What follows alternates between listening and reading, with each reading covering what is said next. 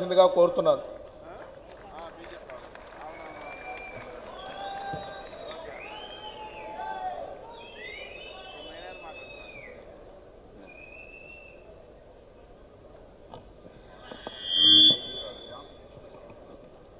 ఒకసారి మాధవ్ గారు మాట్లాడడానికి ముందు ఇక్కడ వారి శ్రీమతి మాధురి గారు ఉన్నారు. వారిని ఒకసారి సభకు పరిచయం చేస్తున్నాం. ఒక నమస్కారం పెట్టండి. మీరు 3 సంవత్సరాలు వదిలేయాలని చెప్పి అందరూ కోరుకున్నారు కదా. అభిరామ్ వాళ్ళ అబ్బాయిలు అభిరాము కృష్ణ సోమర్ధామ్ ఇద్దరు పిల్లలు, మగపిల్లలు ఇద్దరు కూడా ఇక్కడే ఉన్నారు. వారి కుటుంబాన్ని సభకు పరిచయం చేస్తున్నాను.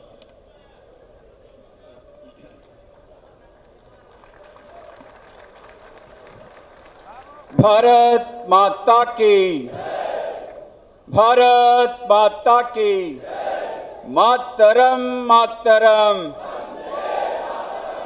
भारतीय जनता पार्टी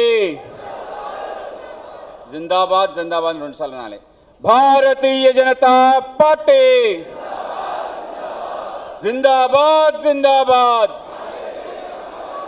बीजेपी जिंदाबाद जिंदाबाद जिंदाबाद, नरेंद्र मोदी गारी नायकत्వం.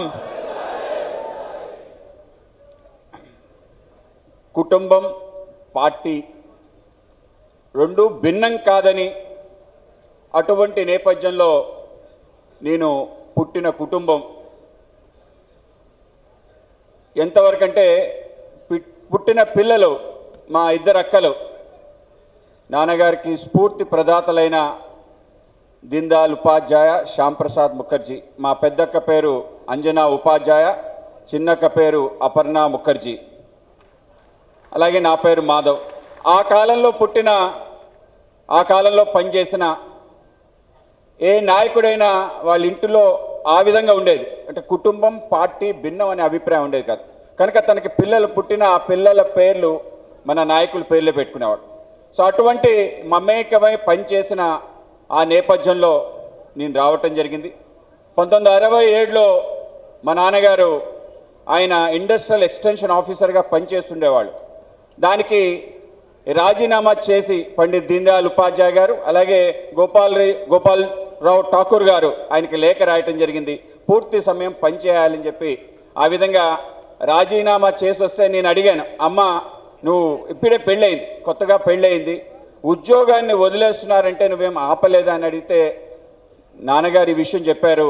నేను మొదటి పుస్తే పార్టీ కట్టాను, తర్వాతే నీకు కట్టాను, కనుక నేను పార్టీ పని చేయడానికి అన్నిటినీ వదులుకొని సిద్ధంగా ఉన్నాను. 67లో పోటీ చేయాలి, నేను రావాలి అని చెప్పి ఆ విధంగా ఉన్న నేపథ్యం.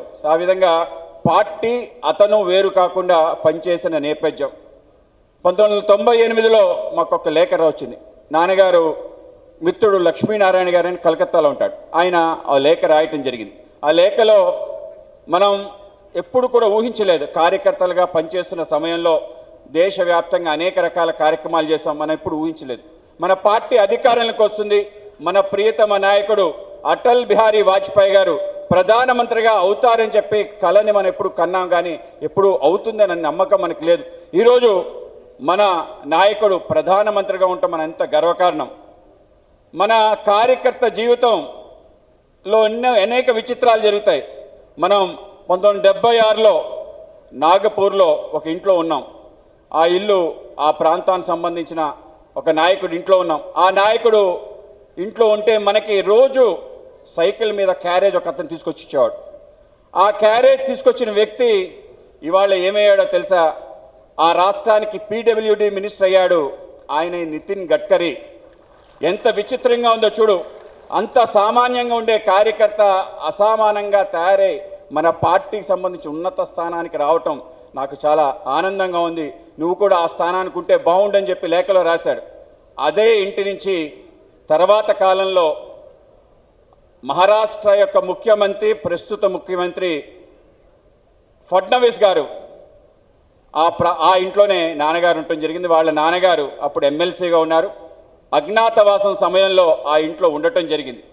ఆ విధంగా ఒక ప్రయాణం ఏదైతే రామాయణం అంటారు, రాముడి యొక్క ఆయనం అంటే రాముడి యొక్క ప్రయాణం ఏదైతే ఉంటుందో దాన్ని బట్టి రాముడికి ఆ విధంగా గుణగణాలు వచ్చాయి. అంటే ఆ ప్రయాణంలో ఆయన జరిగిన అనేక మజిలీల్లో ఆయన ఏ విధంగా ప్రవర్తించాడు, ఏ విధంగా చూశాడు, ఆ విధంగా మర్యాద పురుషోత్తముడుగా సాక్షిభూతంగా మనందరం కొలిచే మన లోక రక్షకుడిగా శ్రీరాముని కొలుస్తున్నాం.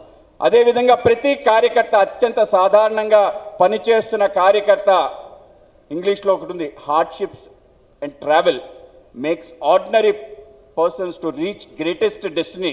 ఆ విధంగా కేవలం ప్రయాణం ద్వారా, పర్యటన ద్వారా, తిరగటం ద్వారా ఆ విధంగా అద్భుతమైన కార్యక్రమాలు చేయటం, ఆ విధంగానే నేను ఈరోజు రాష్ట్ర అధ్యక్షుడనే ఇక బాధ్యతని స్వీకరిస్తున్నానని భావిస్తున్నాను. ఈ బాధ్యత స్వీకరించే కార్యక్రమంకి చీఫ్ ఎలక్షన్ ఆఫీసర్గా పనిచేస్తున్న మనకి పక్క రాష్ట్రం కర్ణాటక నుంచి వచ్చిన పెద్దలు పిసి మోహన్ గారికి ముందుగా ధన్యవాదాలు తెలియజేస్తున్నాను. ఆ విధంగా ఎక్కడా కూడా ఇబ్బంది లేకుండా అద్భుతంగా నిర్వహించిన పిసి మోహన్ గారికి ముందుగా ధన్యవాదాలు తెలియజేసుకుంటూ, అలాగే మన రాష్ట్రాన్ని గత 3 సంవత్సరాలు బట్టి నడిపించి మనందరికీ మార్గదర్శనం చేసిన శ్రీమతి పురంధరేష్ గారు, ఆవిడ నేతృత్వంలో మన పార్టీకి ఒక స్థాయి ఆంధ్రప్రదేశ్లో రావటం జరిగింది. అష్టదిగ్గజాలు మన ఎమ్మెల్యేలు, 3 త్రిమూర్తులు లాంటి ఎంపీలు, దాంట్లో ఒకరు కేంద్ర మంత్రివర్యులుగా మనందరికీ ఇష్టమైన అతి సాధారణ కార్యకర్తగా పనిచేసిన మన శ్రీనివాస వర్మ గారు, అలాగే ఈ అష్టదిగ్గజాల్లో మనందరికీ అత్యంత ఇష్టమై ఇప్పుడే అనర్గళ ఉపన్యాసం చేసిన మన వై సత్యకుమార్ గారు, అలాగే మిగతా ఎమ్మెల్యే శ్రేణులు, అలాగే మనకి 2 రాజ్యసభ సభ్యులు వచ్చారు, శ్రీ పాకా సత్యనారాయణ గారు, అలాగే ఆర్ కృష్ణయ్య గారు. వీళ్ళిద్దరూ కూడా బహుముఖ ప్రజ్ఞ కలిగి వెనుకబడ్డ వర్గాలకు సంబంధించి ప్రాతినిధ్యం వహిస్తూ భారతీయ జనతా పార్టీ విలక్షణ లక్షణం చూపించే విధంగా ఉన్న వాళ్ళు, అలాగే మన పార్టీ యొక్క మాజీ అధ్యక్షులుగా పనిచేస్తూ ప్రస్తుతం శాసన మండలి సభ్యులుగా ఉంటున్న పెద్దలు గురువరులు శ్రీ సోము వీర్రాజు గారు, అలాగే వేదిక పైనున్న మన పెద్దలు సీఎం రమేష్ గారు, అలాగే అతి ముఖ్యంగా మన పార్టీలో చేరి ఈ మనందరికీ కూడా అత్యంత ఆప్తులుగా మారి నా మాజీ ముఖ్యమంత్రి వర్యులు శ్రీ కిరణ్ కుమార్ రెడ్డి గారికి, అలాగే మా అనకాపల్లి పార్లమెంట్ నియోజకవర్గం నుంచి గెలిచిన మా సీఎం రమేష్ గారికి, అలాగే మా ఎన్ఈఆర్ గారికి, హెచ్ఎల్ నియోజకవర్గం నుంచి ఉన్న శాసన సభ్యులు ఈశ్వరరావు గారికి, అలాగే మా విష్ణుకుమార్ రాజు గారికి అంటే విశాఖపట్నం నార్త్ ఎమ్మెల్యే గారు, అలాగే మా సుజనా చౌదరి గారు విజయవాడ వెస్ట్ సంబంధించి సుజనా చౌదరి గారు, అలాగే ఇందాక రామకృష్ణారెడ్డి గారు, వీళ్ళు కూడా ఉండటం జరిగింది. వీళ్ళందరికీ ఆదినారాయణ రెడ్డి గారికి ఎంత ధన్యవాదాలు తెలియజేస్తూ, అలాగే మా ఆదోని ఎమ్మెల్యే శ్రీ పార్థసారథి గారికి, అలాగే నాకు శాసన మండలిలో ఉప అధ్యక్షురాలుగా ఉన్న అక్కయ్య శ్రీ సాదియా ఖానం గారికి ధన్యవాదాలు తెలియజేస్తూ, వేదిక పైన ఉన్న ఇతర పెద్దలందరికీ, అలాగే వేదిక ముందున్న 26 జిల్లాల అధ్యక్షులకి, అలాగే 944 మండలాధ్యక్షులకి, అలాగే దీంతో పాటు అనేక బాధ్యతలు, రాష్ట్ర బాధ్యతలు, అనేక బాధ్యతలు నిర్వహిస్తున్న అనేక మంది ఉన్న ఈ యొక్క సభ మీ అందరికీ కూడా ముందుగా ధన్యవాదాలు తెలియజేసుకుంటూ శిరస్సు వంచి నమస్కరిస్తున్నాను. ఈ బాధ్యత ఏదైతే ఉందో, చిన్నప్పుడు సంఘంలో ఒక పాట ఉంటుంది,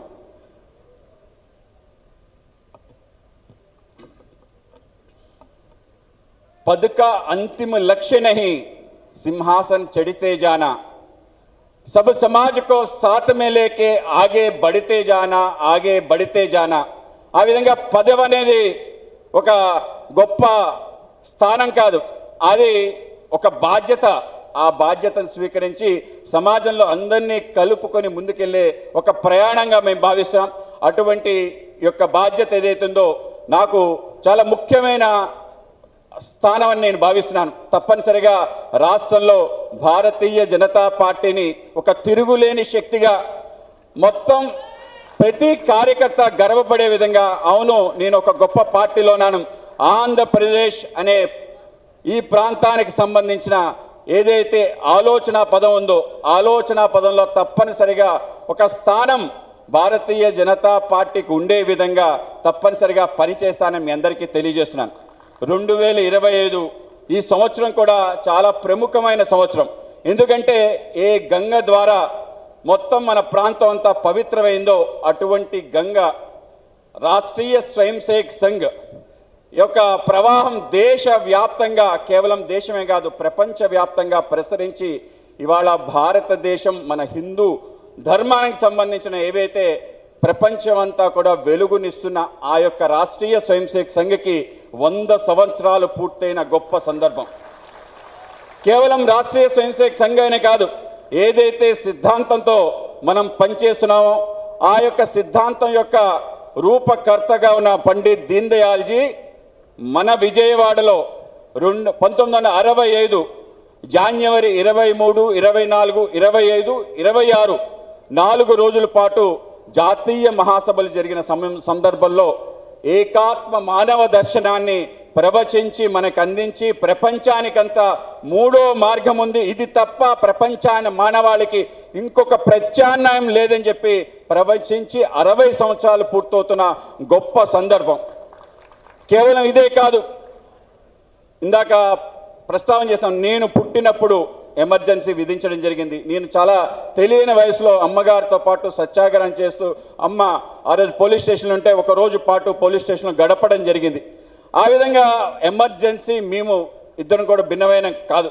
ఆ విధంగా ఇంట్లో 19 నెలల పాటు ఆయన అజ్ఞాతవాసం చేసి దాని తర్వాత ఏ విధంగా ఆయన అనకాపల్లో ప్రత్యక్షమై ఆ విధంగా ఇందిరాగాంధీ యొక్క నియంతృత్వాన్ని సవాలు చేసిన కథలతో నిండిన చరిత్ర.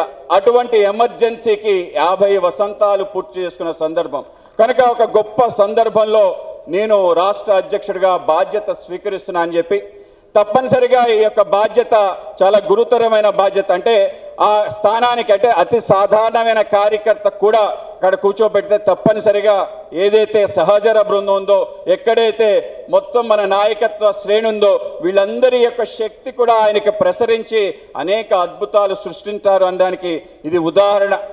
ఆ విధంగానే మన పురంధరేశ్ గారి నాయకత్వంలో మనం 8 సీట్లు గెలవటం కానీ 3 పార్లమెంట్లు గెలవటం కానీ అలాగే మన పార్టీకి సంబంధించిన కార్యాలయాన్ని మనం సంపాదించడం కానీ అలాగే మొన్న జరిగిన ఏదైతే ముష్కర దాడి ఏదైతే ఉందో దానికి ప్రతి దాడిగా మనం చేసిన కర్కస కేలి ఆపరేషన్ సింధూర్ దాంట్లో భాగంగా ఏదైతే మనం 9 వాళ్ళ యొక్క స్థావరాలు 11 ఎయిర్ బేస్ని ఏ విధంగా ధ్వంసం చేశామనే ప్రపంచానికి తెలియజేసే ఒక గొప్ప అవకాశం పురంధరేశ్వరికి ఇస్తే ఆవిడ చివరి బాధ్యతగా ఆ విధంగా అనేక దేశాలు ఆవిడ తిరగటం జరిగింది. Italy, France, Denmark, European Union, UK ఇన్ని ప్రాంతాలకు వెళ్ళి ఏం చేసిందంటే భారతదేశం ఏ విధంగా శక్తిశాలి అయింది, ఏ విధంగా భారత మాత అవతరించిందని, ఏ విధంగా ప్రెసిషన్ స్ట్రైక్స్ చేసామని తెలియజేయడంతో పాటు ఏవైతే శతజ్ఞులు మనం అక్కడ పేల్చడం జరిగిందో, ఏమైతే అద్భుత శాస్త్రీయ సాంకేతిక పరిజ్ఞానం మనం యుద్ధంలో నిర్వహించాం వాటన్నిటిని కూడా తెలియజేయడం కారణంగా ఒక పక్క దౌత్యం, ఇంకో పక్క వ్యాపారం. భారతదేశానికి డిఫెన్స్లో 24,000 కోట్ల రూపాయలు ఎక్స్పోర్ట్ చేసామంటే కేవలం ఒక నెలలో 30,000 కోట్ల పైగా మన ఎక్స్పోర్ట్ సాధించే విధంగా వీళ్ళు ప్రయత్నం చేశారు. కనుక ఆవిడికి అభినందనలు తెలియజేస్తూ తప్పనిసరిగా ఆ యొక్క పర్యటన పైన పూర్తి స్థాయిలో సమీక్ష చేసే విధంగా మనకు ప్రజెంటేషన్ ఇవ్వవలసిందిగా కూడా నేను పురంధరేశ్ గారిని కోరుతున్నాను. అలాగే సోమ్ వీర్రాజు గారి నేతృత్వంలో మన ప్రాంతానికి సంబంధించిన పార్టీ యొక్క సంస్థాగత నిర్మాణం, ఆ నిర్మాణం కూడా కేవలం పార్టీ అనే కాదు, ఏవైతే మనకి మోర్చాలు ఉన్నాయో ఆ మోర్చాలకు సంబంధించిన అనేక రకాలుగా వాటికి ఒక స్థానం తీసుకొచ్చే విధంగా ఒక ప్రయత్నం చేయటం, రాష్ట్ర వ్యాప్తంగా సుడిగాలి పర్యటన చేయగలిగి ఈరోజు ఇక్కడ ఉండే రేపు అక్కడ ఉండేటట్టు ఇల్లు విడిచి పనిచేసిన కార్యకర్తలు మా నాన్నగారితో పాటు నేను ఆ విధంగా చూసిన వ్యక్తి శ్రీ సోమ్ వీర్రాజు గారు. ఆ విధంగా మొత్తం రాష్ట్రం అంతా కలయ తిరిగిన వ్యక్తి తప్పనిసరిగా మనందరికీ స్ఫూర్తి ప్రదాత. అలాగే మన ఇద్దరికి మనకి కేంద్ర మంత్రివర్యులు వచ్చిన ఆయన మన శ్రీనివాస్ వర్మ గారు కానీ అలాగే మన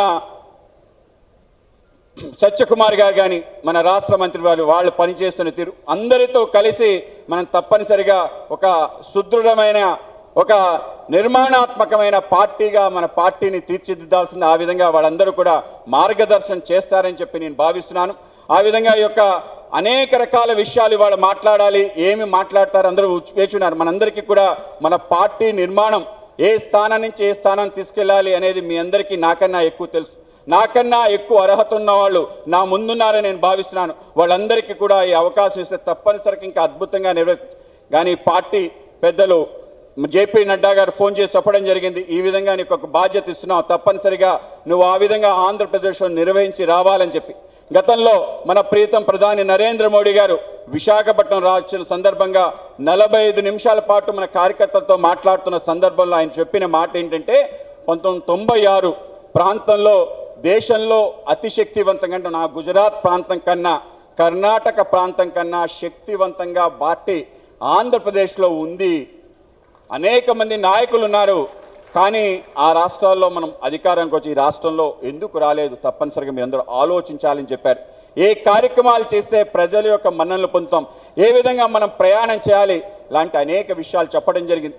ఏ విధంగా మోర్చాలు పనిచేయాలి, ఏ విధంగా కార్యక్రమాలు తీసుకోవాలి, యువ మోర్చా వాళ్ళు ఏ విధంగా మన సాంప్రదాయ క్రీడలు ఏవైతున్నాయో వాటికి సంబంధించిన స్పర్ధలు పెట్టాలని, మహిళా మోర్చా వాళ్ళు అంగన్వాడీ మిగతా కార్యక్రమాలు ఏ విధంగా చేయాలి, అనేక రకాల విషయాలు చెప్పి నాకే ఆశ్చర్యం అయిపోయింది. ఒక సాధారణ కార్యకర్త మనలో పనిచేస్తూ ఇవాళ అత్యున్నత స్థానం ప్రధానమంత్రిగా అయితే ఏ విధంగా మనకి మార్గదర్శనం చేస్తారో సజీవంగా నరేంద్ర మోడీ గారి ద్వారా మనం తెలుసుకోవడం జరిగింది.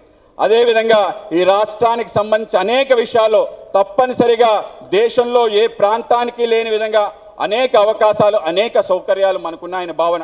ముఖ్యంగా మన ప్రాంతానికి సంబంధించిన అస్తిత్వం ఆంధ్రప్రదేశ్ అనే ఒక స్ఫూర్తి, ఒక రాష్ట్రీయ భావన మనందరికీ రావాల్సిన అవసరం ఉంది. ఏ విధంగా అయితే తెలంగాణ తన అస్తిత్వానికి పొందడం కోసం ఏ విధమైన పోరాటం చేసి తెలంగాణ ఏర్పాటు చేసుకుందో, మరొకసారి విభజన కాకుండా ఆంధ్ర ప్రాంతంలోనే మనందరం కూడా మన ప్రాంతానికి సంబంధించిన సంస్కృతి, నాయకత్వం, అనేక రకాల సాంప్రదాయాలు, మన పండగలు తప్పనిసరిగా మనం తెలుసుకొని వాటి పట్ల మనందరికీ కూడా అభిమానం పెంచుకొని ఈ ప్రాంతానికి ఏర్పడడానికి ఆమరణ నిరాహార దీక్ష చేసి ఈ ప్రాంత ఆవిర్భావానికి కారణమైన పొట్టి శ్రీరాములు గారి ఆత్మ నిజంగానే ఆయన ఆనందించదు. ఎందుకంటే ఆయన చెన్నపట్న సహిత ఆంధ్రప్రదేశ్గా కోరుకున్నాడు. ఆయన స్వప్నం సాకారం కారాలేదు కాబట్టే కర్నూలు, తర్వాత హైదరాబాద్, ఇప్పుడు అమరావతి, ఆ విధంగా ఈ యొక్క ప్రాంతం ఏర్పడింది. కనుక ఏ ప్రాంతం అయితే ఇప్పుడు ఏర్పడిందో ఆ ప్రాంతమైన మనం ఇవాళ అమరావతిని ఒక స్థిర రాజధానిగా చేసుకొని తప్పనిసరిగా ముందుకెళ్లాల్సిన అవసరం ఉంది. ఆ విధంగా ఈ రాష్ట్రం యొక్క నిర్మాణంలో మనందరం కూడా భాగస్వాములు అవ్వాలి. మనందరికీ కూడా ఈ రాష్ట్రానికి సంబంధించిన, ఆంధ్ర ప్రాంతానికి సంబంధించిన ఒక అభిమానం తప్పనిసరిగా ఉండాలి. ఆ విధంగా అభిమానంతో పాటు జాతీయ స్ఫూర్తి సహజంగా మనందరికీ ఉంటుంది. ఆ విధంగా మనం ముందుకెళ్లాల్సిన అవసరం ఉంటుంది. ఆ విధంగా మన ప్రాంతానికి సంబంధించిన ఏ ఏ విషయాలు ఉన్నాయి, నేను శ్రీకాకుళం దగ్గర నుంచి చిత్తూరు వరకు ప్రతి ప్రాంతం తిరిగిన వ్యక్తి. మన ప్రాంతంలో ఉండే ఏవైతే సౌకర్యాలు, ఏదైతే సంపద, ఏదైతే మన ప్రాంతంలో సాంస్కృతిక చిహ్నాలు ఉన్నాయో వాటిని అన్నిటికీ పునర్జీవనం చేయాల్సిన అవసరం ఉంది. మన రాష్ట్రం లేచి నిలబడాల్సిన అవసరం ఉంది.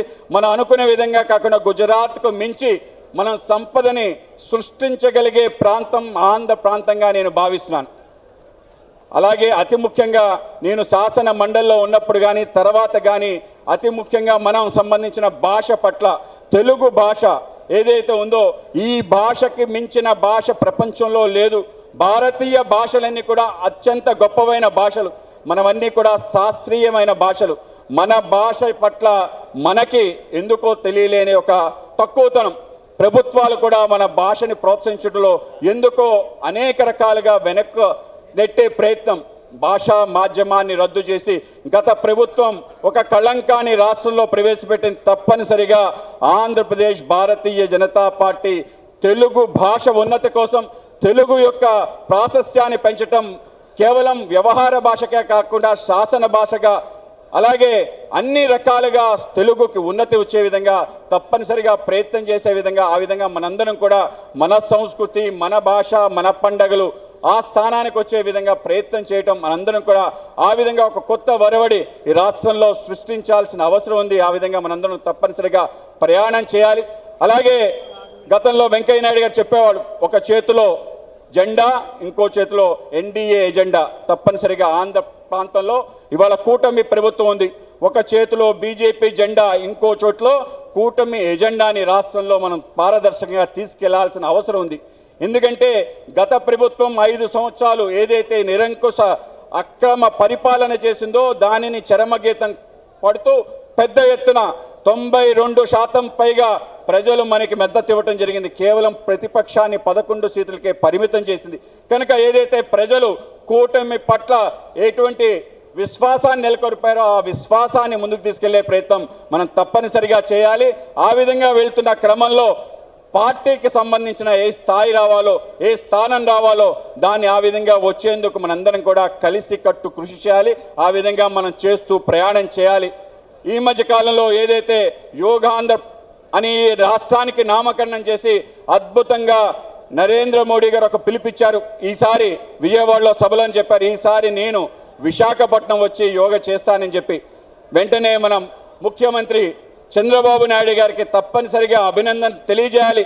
యోగాంధ్ర అని రాష్ట్రం యొక్క పేరు మార్చడంతో పాటు దేశంలో ఎక్కడా లేని విధంగా దేశంలో 2,40,00,000 మంది యోగకి ఆయన నమోదు చేయించి అందరి చేత చేయించిన తీరు, ఒక వరల్డ్ రికార్డ్ని కూడా బ్రేక్ చేసిన తీరు కూడా మనందరం కూడా గర్వపడాలి. ఈ సందర్భంగా చంద్రబాబు నాయుడు గారికి, అలాగే డిప్యూటీ ముఖ్యమంత్రి శ్రీ పవన్ కళ్యాణ్ గారికి, అలాగే దీన్ని నేపథ్యం వహిస్తూ ముందుకు తీసుకెళ్తున్న మన వైద్య శాఖ మంత్రి వర్యులు శ్రీ సత్యకుమార్ గారికి, అలాగే విద్యాశాఖ మంత్రి లోకేష్ గారికి కూడా అభినందనలు తెలియజేస్తూ తప్పనిసరిగా కేంద్రం ఇచ్చిన కార్యక్రమాలు ప్రజల్లోకి మరింతగా తీసుకెళ్లాల్సిన అవసరం ఉంది. ఆ విధంగా మనం తీసుకెళ్లి ఈ రాష్ట్రంలో నరేంద్ర మోడీ గారు అనే వ్యక్తి, భారతీయ జనతా పార్టీ కేంద్ర ప్రభుత్వం రాష్ట్రంలో అన్ని ప్రాంతాలకి చేస్తున్న సహాయం, వీటి కారణంగానే రాష్ట్రం ముందుకెళ్తుంది.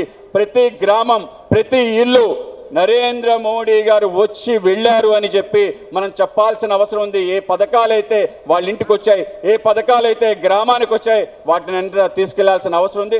ఆ విధంగా మనందరం కలిసి తప్పనిసరిగా మన పార్టీ వైభవం, మన ప్రభుత్వం యొక్క గొప్పతనం ప్రజల దగ్గర తీసుకెళ్లే ప్రయత్నం మనందరం కలిసి చేద్దామని చెప్పి మీ అందరికీ తెలియజేసుకుంటూ, అనేక మంది మనకి వందే గురు పరంపర అంటారు, అంటే సదాశివం సమారభ్య, ఆ విధంగా సదాశివుడి దగ్గర నుంచి ఏదైతే గురు పరంపరను కొలుస్తుంటాం, అలాగే మన పార్టీకి సంబంధించిన నాయకత్వం ఎంతో అద్భుతమైన నాయకత్వం.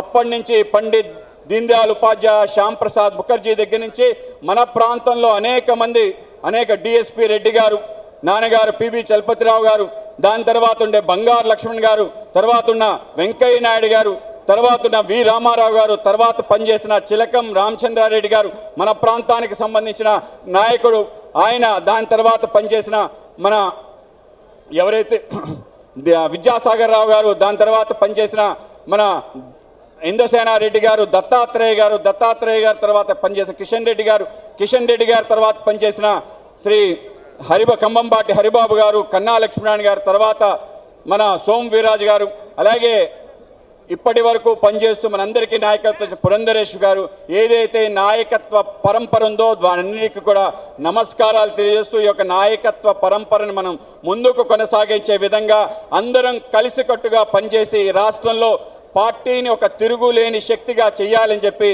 అందరికీ తెలియజేసుకుంటూ అందరికీ ధన్యవాదాలు అర్పిస్తూ భారత్ మాతాకి మాతరం.